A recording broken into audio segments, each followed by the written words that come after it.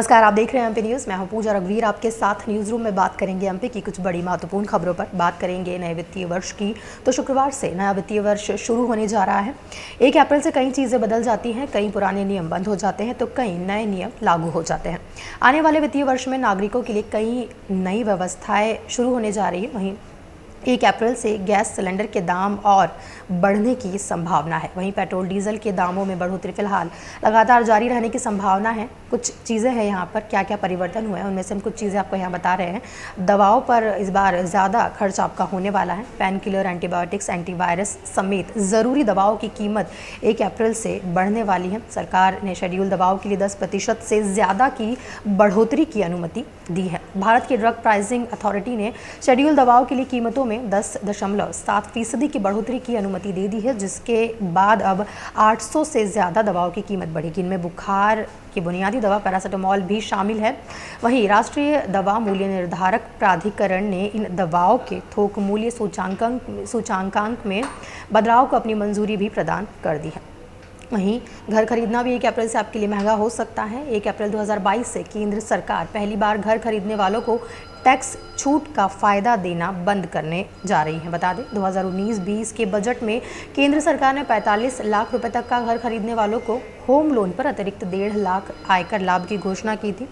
बाद में बजट 2020 और 2021 में इस सुविधा को बढ़ा दिया गया था, लेकिन इस बार 1 फरवरी 2022 को वित्त मंत्री निर्मला सीतारमण के द्वारा पेश किए गए बजट में अगले 1 अप्रैल से शुरू हो रहे नए वित्त वर्ष 2022-23 से इस सुविधा को आगे नहीं बढ़ाया गया। ऐसे घर खरीदने वालों को अगले वित्त वर्ष 2022-23 से ज़्यादा टैक्स चुकाना पड़ सकता है। वहीं अगर आप म्यूचुअल फंड में निवेश करें तो इसके भी कुछ नियम जो है बदल दिए गए हैं। 1 अप्रैल से म्यूचुअल फंड में निवेश के लिए भुगतान चेक, बैंक ड्राफ्ट या अन्य किसी भौतिक माध्यम से नहीं कर पाएंगे। दरअसल mutual fund transaction aggregation portal MF utilities 31 मार्च 2022 से चेक, DD आदि के जरिए भुगतान सुविधा बंद करने जा रहा है। बदलाव के तहत 1 अप्रैल 2022 से म्यूचुअल फंड में पैसा लगाने के लिए आपको सिर्फ UPI अथवा नेट बैंकिंग के जरिए ही भुगतान करना होगा। वहीं सीनियर सिटीजन्स के लिए भी स्पेशल FD बंद होने की बात इसमें कही गई है। सीनियर सिटीजन्स के लिए कोविड महामारी के दौरान भारतीय state bank, ICICI bank, bank of Baroda, HDFC bank ने स्पेशल FD योजना की शुरुआत की थी। इस योजना के तहत सीनियर सिटीजन को FD पर ज़्यादा फ़ायदा मिल रहा है। हालांकि अब कुछ बैंक इस योजना को बंद कर सकती हैं। दरअसल वरिष्ठ नागरिकों के लिए 2 साल से चल रही स्पेशल स्कीम को HDFC बैंक और बैंक ऑफ बड़ौदा समाप्त कर सकते हैं, क्योंकि इन बैंकों में वरिष्ठ नागरिकों के लिए स्पेशल FD योजना की समय सीमा को विस्तार की घोषणा नहीं की है। ऐसे में माना जा रहा है कि ये 2 बैंक स्पेशल FD प्लान को बंद कर सकती है। यानी कि 1 अप्रैल से, कल से जो नया वित्तीय वर्ष शुरू होने वाला है उसमें काफ़ी सारे बदलाव देखने को यहाँ पर मिल सकते हैं। रुक करते हैं अगली बड़ी खबर का। मध्य प्रदेश पुलिस के DGP सुधीर सक्सेना ने प्रदेश के सभी जिलों के SP को निर्देश दिए हैं कि 1 अप्रैल से 30 अप्रैल तक अभियान चलाकर किराएदारों का वेरिफिकेशन कराएं।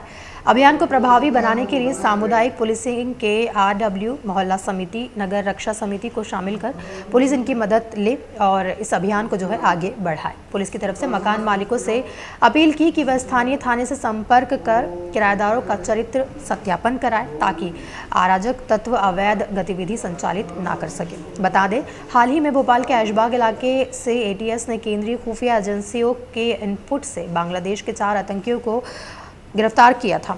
चारों आतंकवादी फर्जी दस्तावेज से किराए का मकान लेकर यहां रह रहे थे। मकान मालिक ने इनका वेरिफिकेशन भी नहीं कराया था।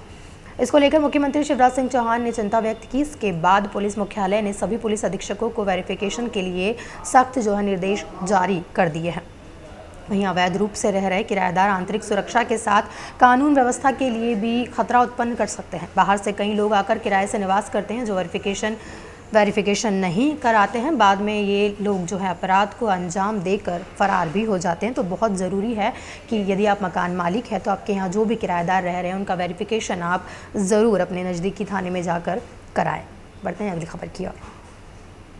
मंत्रालय में आज कैबिनेट बैठक में किसानों के लिए लोन चुकाने की डेट बढ़ा दी गई है। लोन चुकाने की अवधि आज समाप्त हो रही थी, इसे बढ़ाकर 15 अप्रैल अब कर दिया गया है। इस बढ़ी हुई अवधि के दौरान लगने वाले ब्याज की राशि करीब 60 करोड़ रुपए भी राज्य सरकार भरेगी। वहीं बैठक में कुछ 158.6 करोड़ रुपए की लागत की सिमरिया माइक्रो सिंचाई परियोजना को मंजूरी भी मिली है। इसके तहत रीवा जिले के 86 गाँवों को भी लाभ मिलेगा। इसमें 9 हेक्टेयर भूमि संचित हो सकेगी। इसके रखरखाव पर कुल 1250 प्रति हेक्टेयर का खर्च संभावित है। इसके लिए 3670.19 करोड़ की मंजूरी कैबिनेट ने दी है। बढ़ते हैं अगली खबर की ओर। प्रोफेशनल एग्जामिनेशन बोर्ड पहले व्यापम की भर्ती परीक्षाओं पर उठ रहे सवालों के बीच बेरोजगारों का दर्द भी रुला रहा है। वहीं उम्मीदवारों का कहना है कि जिस सपने को हासिल करने के लिए उन्होंने रात दिन पढ़ाई की, ना वे किसी शादी में गए ना किसी पार्टी में गए, लेकिन नंबर अच्छे आए इसलिए सिर्फ पढ़ाई करते रहे, लेकिन नौकरी की दहलीज पर आकर व्यवस्थाओं ने उन्हें दुत्कार दिया है। उनका सवाल है कि आखिर उनका क्या कसूर, ज़्यादा नंबर लाकर भी वे सिलेक्शन लिस्ट से कैसे बाहर हो गए। कोई सवाल पूछ रहा है कि उससे कम नंबर वाले कैसे सिलेक्ट हो गए। किसी का दर्द है कि वे आने वाली पीढ़ियों से पढ़ने के लिए कैसे कहेंगे। आर्मी के एक्स सर्विसमैन का दर्द है कि उनके लिए 10% रिजर्वेशन रखा गया है, यानी करीब 600 सीटें रिजर्व थी। एक भी एक्स सर्विसमैन को क्वालिफाइड नहीं बताया गया। यदि ऐसा है तो फिर एक्स सर्विसमैन के लिए रिजर्वेशन का क्या फ़ायदा। तो ये व्यापम के जो आंसू हैं ये कब थमेंगे ये तो कोई नहीं जानता। ये सरकार के लिए एक बड़ा सवाल है। जल्द ही ये गुत्थी जो है अब सुलझनी चाहिए। बढ़ते हैं अगली खबर की ओर। प्रदेश की आर्थिक राजधानी इंदौर में इस साल रजिस्ट्री में भी रिकॉर्ड बनाया है। पिछले साल के मुकाबले इस साल काफ़ी ज़्यादा रजिस्ट्रियाँ यहाँ इंदौर में हुई है। वहीं इंदौर को रजिस्ट्री में जो 1600 करोड़ का टारगेट दिया गया था वो तो पूरा कर लिया गया है। अब उम्मीद है कि 31 मार्च तक दिए गए टारगेट से 200 करोड़ ये ऊपर जा सकता है। हालांकि इंदौर के जिला पंजीयन कार्यालय सहित अन्य कार्यालयों में रजिस्ट्री को लेकर भारी भीड़ देखने को मिल रही है।